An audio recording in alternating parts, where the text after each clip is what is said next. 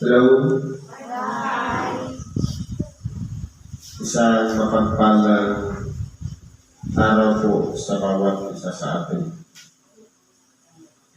Ngayon po, nandito tayo upang bigyang buhay ang tinatawag na salita ng Diyos. Upang sa ganon, malabog man sa ating pangdinig, pagkalugan tayo ng unawa upang sa ganon ang lahat ng bagay na ating napapakinggan sa pagmagitan ng ating pagpupulay-bulay, sumariwa sa ating mga pag-iisip na maliwanag pa sa sikat ng araw ang mga mensahe ng ating dakilang Panginoon. Ngayon po meron tayong isang sitas sa Ebanghelyo ni Apostol Juan sa Kapitulo 6, versikulo 25 hanggang 40. Medyo mahaba siya. Ngayon, himayin sa maiksing bagay o pamamaraan. At nang siya'y kanilang masumpungan sa kabilang ibayo ng dagat, ay kanilang sinabi sa kanila, Rabi, kailan ka dumating dito? Kumbaga, yung mga tao na nakapaligid sa ating dakilang Panginoon, kumbaga, binabantayan nila lahat ng gawa ng ating dakilang Panginoon. Pero kinikilala nila bilang Rabi o guro o kaya teacher. Rabi, o respeto, kailan ka dumating dito? Ano ang purpose ng tanong nila? Bakit nagtatanong sila kung kailan pa ang ating dakilang Panginoon? Sinagot sila ni Jesus, sinabi, Katotohanan sinasabi ko sa inyo, ako'y inyong hinahanap, hindi dahil sa inyong nangakitan mga tanda, kundi dahil sa kayo'y nagsikain, nagtinapay, at kayo'y nangamusok. Ngayon payokay natin sa ating mga takot. Tayo po ba hinahanap natin ang ating dakilang Panginoon?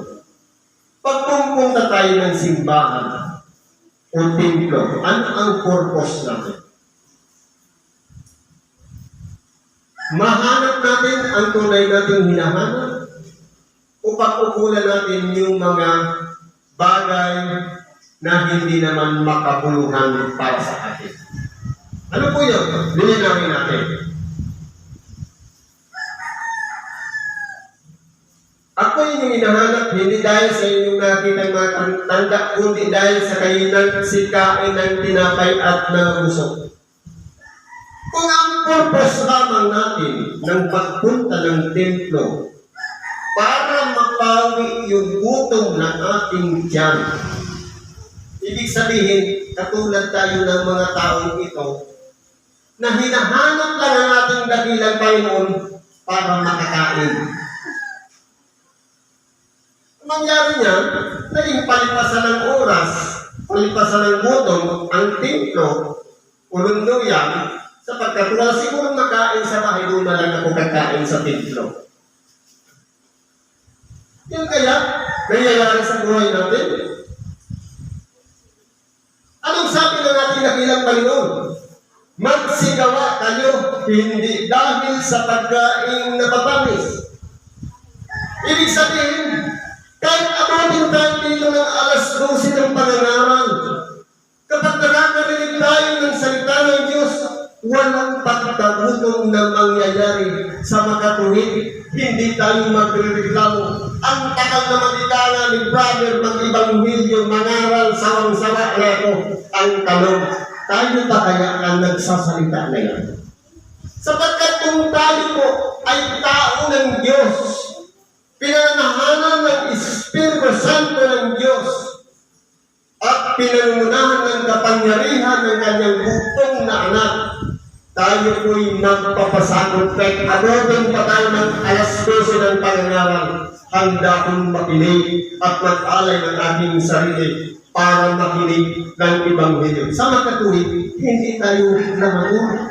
Hindi tayo tumitingin sa oras. Alas 12 na, Brad. Alas 11 na.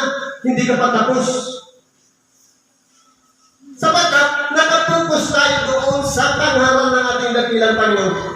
Magsigawa tayo, hindi dahil sa pagkain na pumanis, kundi dahil sa pagkain tumatagal sa buhay na walang hanggan. Ang tanong, may oras pa ang Ebanghelyo? Pagdating dito, wala. Sapagkat yun ay susi papunta dun sa buhay na walang hanggan, ang pakikinig ng Ebanghelyo. Pero kung nagre-reklamo na natin kalooban na makahit kumakalan na lumagpas sa oras, ibig sabihin, hindi mahalaga sa atin ang Ebanghelyo. Sapagkat ang gusto natin, tapusin na yung Ebanghelyo. Sino ba ang sumasagabal sa panangaral ng Ebanghelyo? Hindi ba ang kalaban ng Diyos? Kung sumasangayon tayo doon, na gusto na natin pigilan ng panangaral ng Ebanghelyo, ibig sabihin, kaisa na tayo ng kalaban ng Diyos.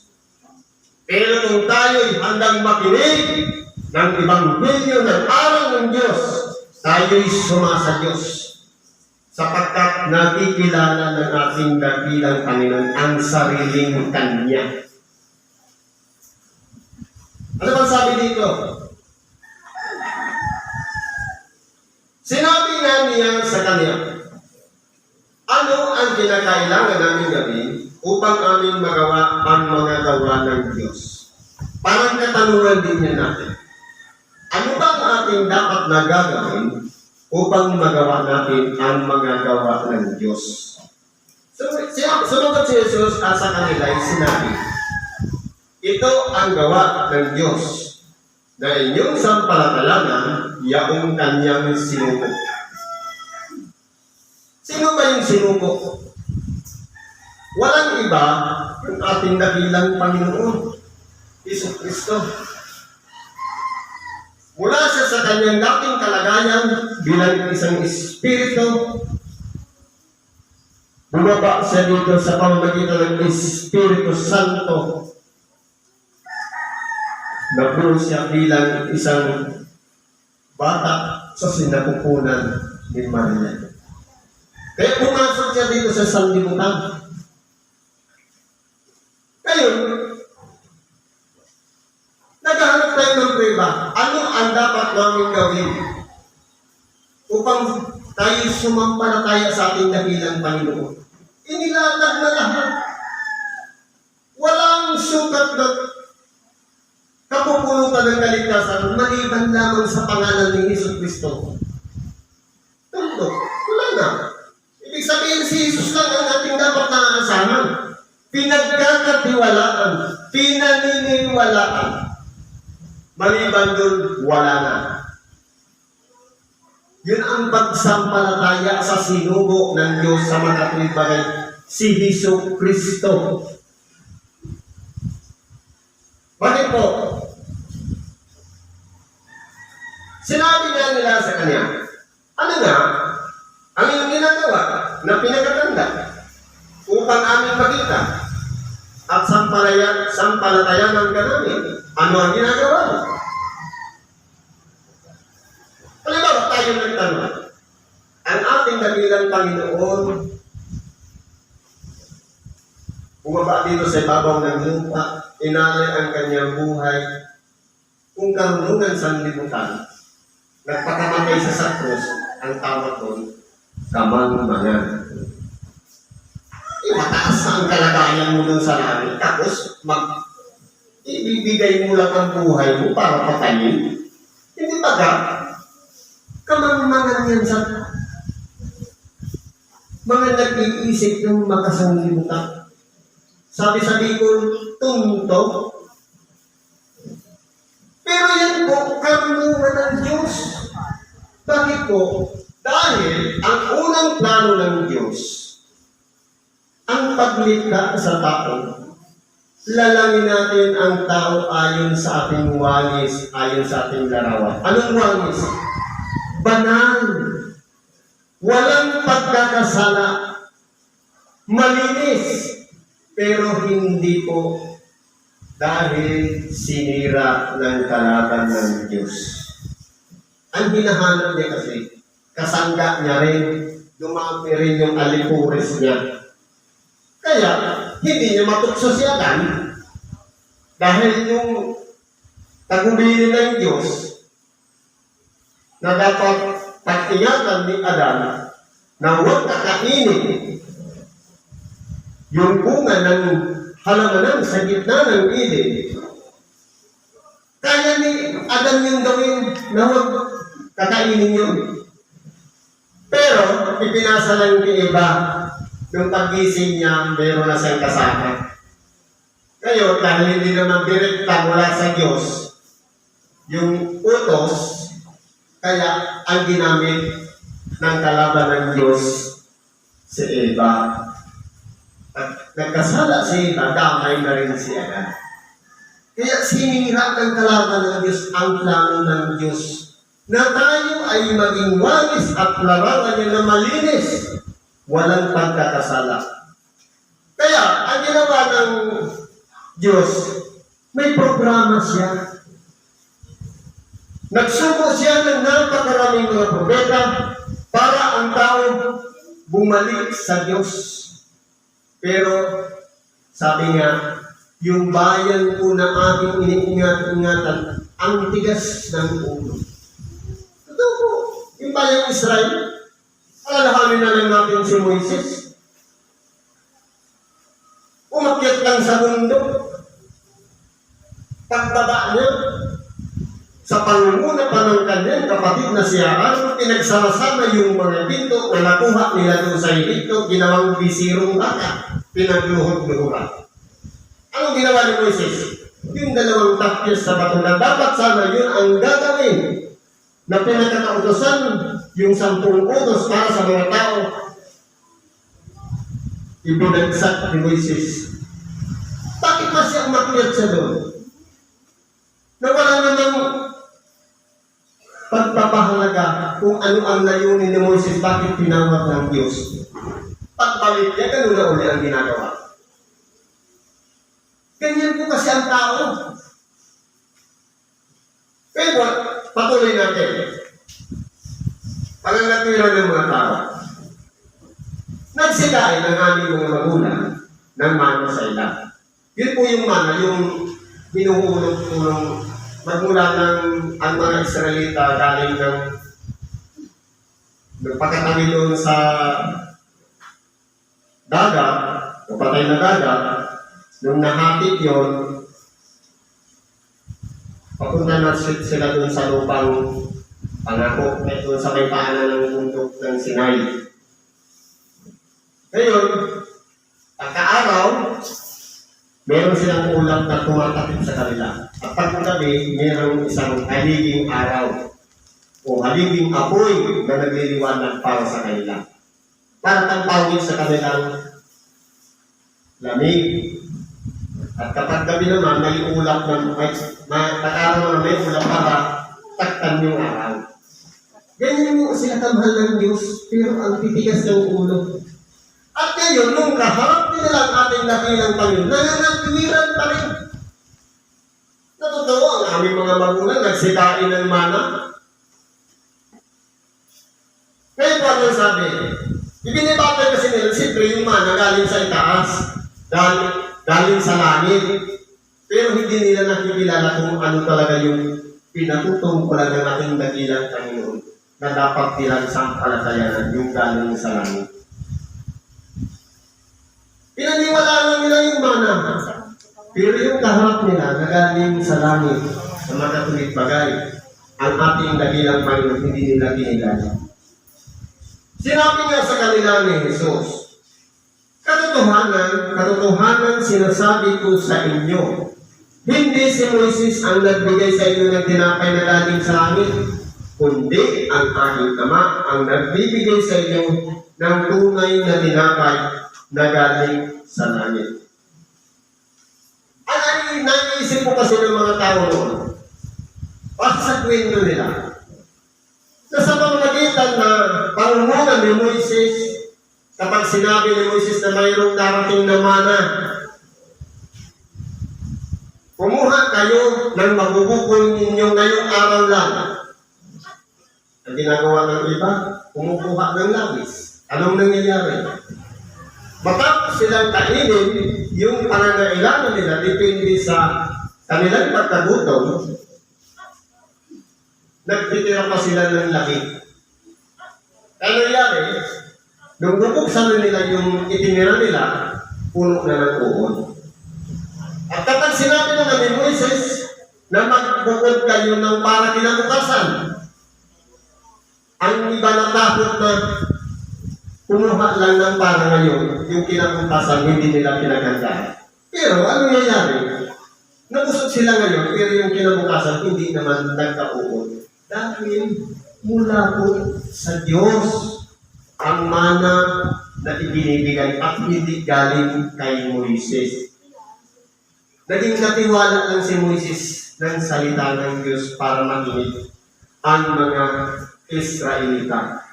Kaya akala nila si Moises ang nagbibigay, pero galing po yun sa Ama ng ating dakilang Panginoon. Sapagkat ang tinapay ng Diyos ay yaong bumababang mula sa langit at nagbibigay buhay sa sanglibutan. Sa totoo lang po, ang sanglibutan ay wala ng kwenta. Dahil po ang lahat ay nagkasala. Wala nang matuwid. Wala kahit isa. Sa pamamagitan ng ating dakilang Panginoong Hesukristo at sa kanyang aral, ang tao o ang buong sanglibutan ay nagkaroon ng pagkakataon o pag-asa para mabangon muli. Ano po sabi dito? Sa kanya na kanilang sinabi, Panginoon, bigyan mo kaming palagi ng tinapay na ito. Halimbawa tayo, humihingi tayo ng tinapay na sinasabi ng ating dakilang Panginoon.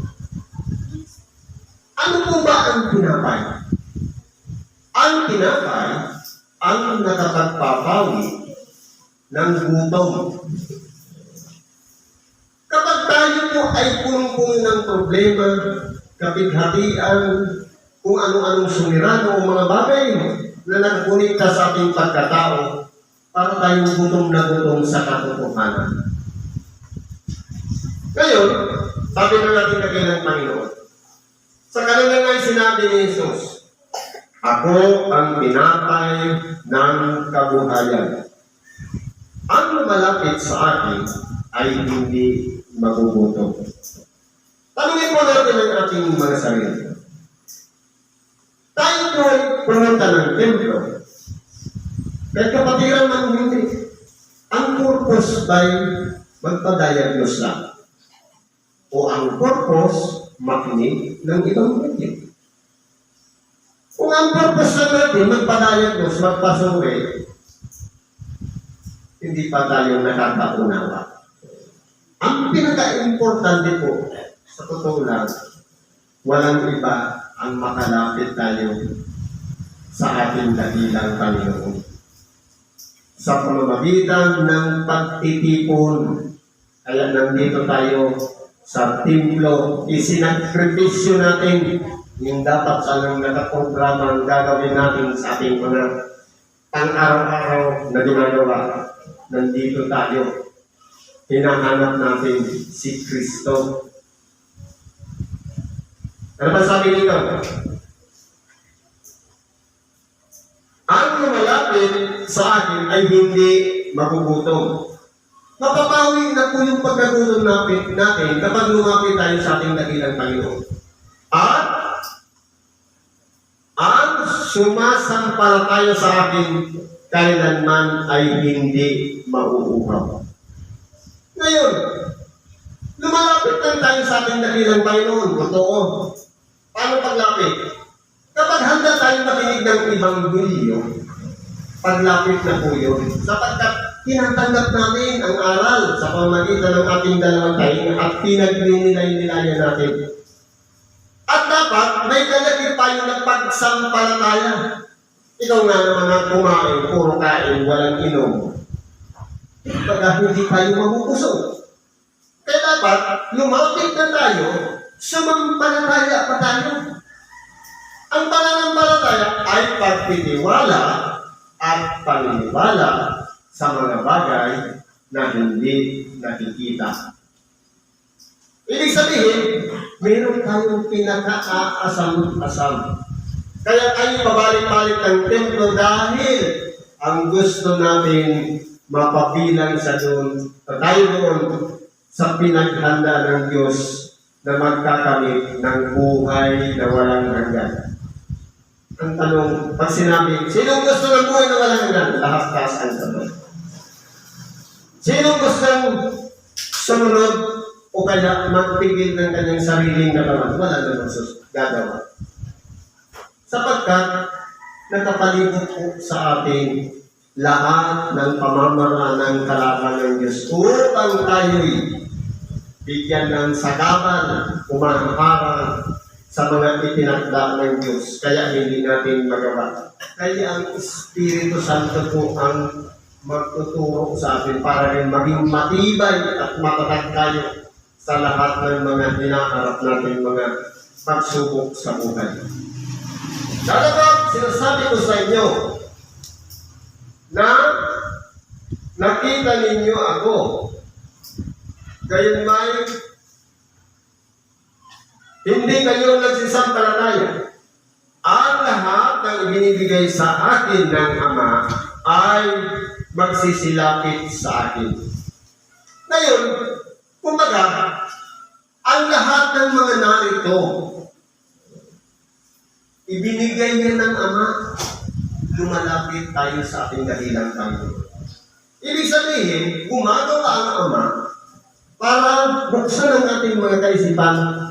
Sabado ngayon, punta ka ng templo. Kalooban mo ng Ama, para pagsamasamahin tayo doon, papurihan natin si Kristo. Ang yating binibigay sa akin ay nagsisilapit sa akin. Totoo po, lumalapit tayo sa ating dakilang Panginoon. At ang lumalapit sa akin sa anumang paraan ay hindi ko itataboy. Ang sinumang lumapit sa pangalan ni Jesucristo, walang itataboy. Ni kahit tayo man, kapag palapit sa ating dakilang Panginoon, kahit ano pa ang kalagayan niya, kapatiran lang yan, dating kapatiran, bago pa lang, dako sa lugar na ito. Kung ang ating dakilang Panginoon nga, hindi niya itinataboy, may karapatan ba tayong magtaboy? Sa magkatuwid, mas masama ka tayo. Kung ang ating dakilang Panginoon nagsalita na, ang sinumang lumalapit sa akin, sa anumang paraan, naggagawa ng paraan para makalapit lang. Tapos tayo naman yung sumasagapan. Ang Panginoon nga hindi nagtaboy, tayo yung pangtaboy. Yan tayo. Kasang-ayon ba tayo ng ating dakilang Panginoon o kalaban ng ating dakilang Panginoon? Bakit natin pipigilan yung gustong lumapit sa ating dakilang Panginoon? Kung tayo ay sa Panginoon, aakuin natin sila alang-alang sa pangalan ng Panginoon. Sapagkat bumaba mula sa langit, hindi upang gawin ko ang aking sarili kalooban, kundi ang kalooban na nagsubo sa akin. Ibig sabihin may sariling kalooban ang ating dakilang Panginoon, ni kahit tayo man. Pero kung tayo magpapasakot sa Kanya, kakaya ng ginawa ng ating dakilang Panginoon, may gawain ako ngayon, pero masusunod ang Kanyang kalooban, punta ako ng templo. Ganyan po yan. At ito ang kalooban na nagsugo sa akin, na sa lahat ng ibinigay niya sa akin, ay huwag kong iwala ang anuman, kundi ibangon sa huling araw.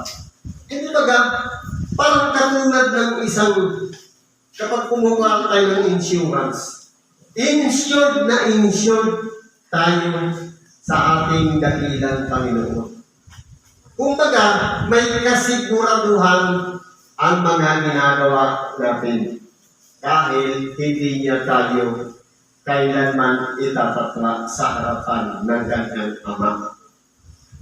Sapagkat ito ang kalooban ng aking Ama na ang bawat nakakakita sa anak at sa kanya'y sumasampalataya ay magkakaroon ng walang hanggang buhay at atin siyang ibabangon sa huling araw.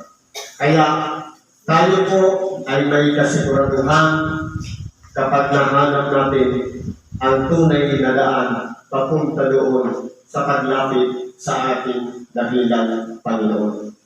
At dagdagan pa natin ang pananampalataya, magkakamit tayo ng buhay na walang hanggan. Hanggang dito ako, salamat po at pagpalain tayo ng Diyos. Ano naman ating karaingan, kahilingan, idulog natin dahil sa Diyos at ipagtatalog sa atin ang kasagutan at pagtatagumpay sa ngalan ni Kristo Jesus, dating dakilang Panginoon. Salamat po.